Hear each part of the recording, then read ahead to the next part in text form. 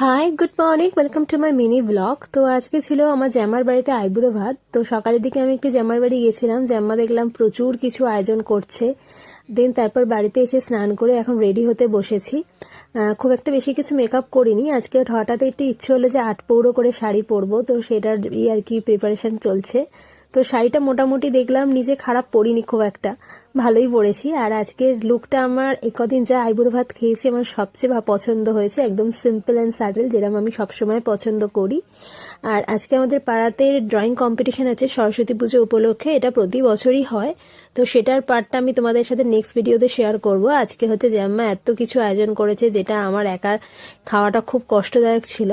আমার সাথে আমার দিদির ছেলে মেয়েরাও খেতে বসেছে, কারণ ওরাও যেহেতু কম্পিটিশনে নাম দিয়েছে, তো সেই কারণে ওরাও খেতে বসেছিল। তো তারপর খেয়ে দিয়ে তাড়াতাড়ি করে আমি চলে এসেছি। দেন তোমাদের সাথে নেক্সট পার্টে বাকি ডিটেলসটা শেয়ার করছি। আজকের মতো